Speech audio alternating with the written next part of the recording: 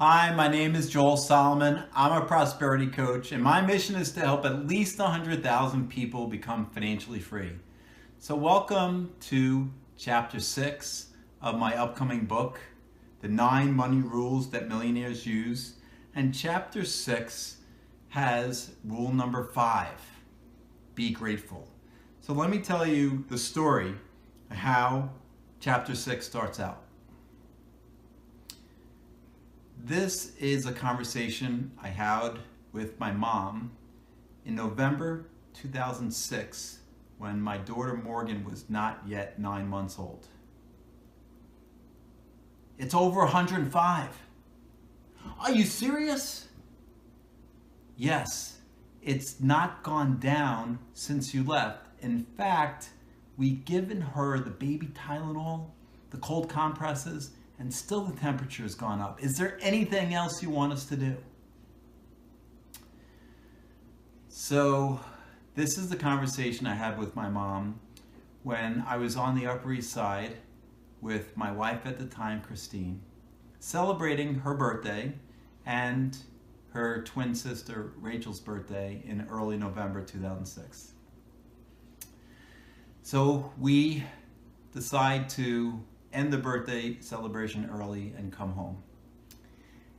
And on that drive home, we're just filled with anxiety and worry. And I tell my daughters, Lauren and Morgan, now that worry is just negative future planning. You're thinking about what you don't want. So why not think about what you do want? But on the drive home, we're filled with anxiety and worry and fear, and we're just plain upset. All these emotions cannot serve you, they just harm you. And we get home, and we see Morgan is clearly not herself. She's pale. And we give her more cold compresses. We give her more baby Tylenol. The temperature starts to come down a little bit. We call the pediatrician. The pediatrician says, if the temperature doesn't go down the next day, Sunday, you should probably bring it to the hospital. So I even gave her a cold bath to get her temperature down, and we actually managed to get it down a few degrees. But on Monday morning we decide to go into the pediatrician anyway to have her checked out. Pediatrician takes one look at Morgan and says, you need to go to the hospital, she needs surgery. And of course her first question was, is there anything we can do to avoid surgery? The pediatrician says, no, talk to the surgeons, I don't think so. We get to the hospital and we go with the advice of the surgeons who say she needs surgery. Nothing could prepare us for seeing our daughter, our beautiful baby girl, not even 9 months old, hooked up to all those wires and the intravenous tube. And then the doctor had us hold her down as they gave her the laughing gas. They put this gas mask over her nose and mouth so they could put her out so she wouldn't feel the pain. I don't remember exactly when those tears stopped falling, but I do remember the doctors coming out a few hours later and saying the operation was a success and Morgan would be out shortly. But then again, nothing could prepare us for Morgan coming out with all those wires and the IV tubes still in her. And she was really pale. But thankfully, just a few hours later, the color returned to her face. She was happy and smiling again. And now I look back on those days with gratitude. Yes, gratitude. Gratitude for knowing how strong Morgan was and is. Gratitude for that she came through that operation with flying colors. Gratitude for knowing what doesn't kill you truly makes you stronger. And gratitude for now having a very healthy, caring, thoughtful, intelligent, and importantly, courageous daughter, Morgan. So this is rule number 5, being grateful. So what can you be grateful for today? Who can you be grateful for today? Could you even be grateful for some of the problems and pain that you've been through in your life? What if you took on the new belief that everything in life happens for a reason and a purpose and it serves you?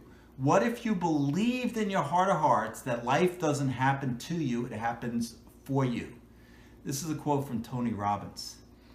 So I've been writing in a gratitude journal every morning and every night, 5 things I'm grateful for every morning and 5 things I'm grateful for every night. And when you actually do this, you're shifting your focus from things that happened during the day that didn't come out so well, maybe things that went wrong, to what you're grateful for.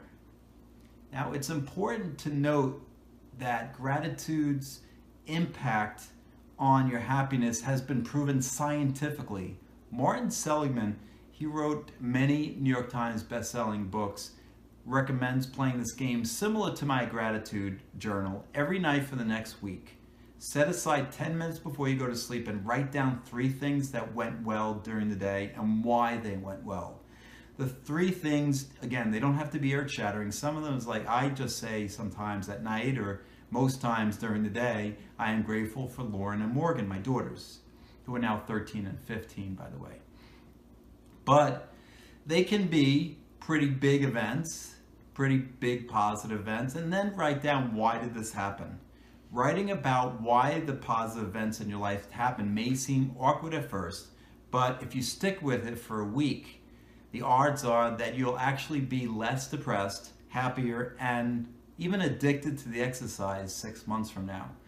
So Seligman, he is a psychologist. He's done studies, and he goes on to say that 2 of the exercises, what went well, which is what we just talked about, the gratitude journal, and signature strengths, markedly lowered depression 3 months and 6 months later, and substantially increased happiness over the 6 months. So he's actually done a study to show that gratitude clearly helps your level of happiness.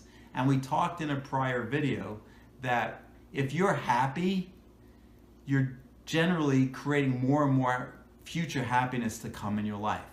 So gratitude is one really essential rule for money to come into your life. So thanks for watching.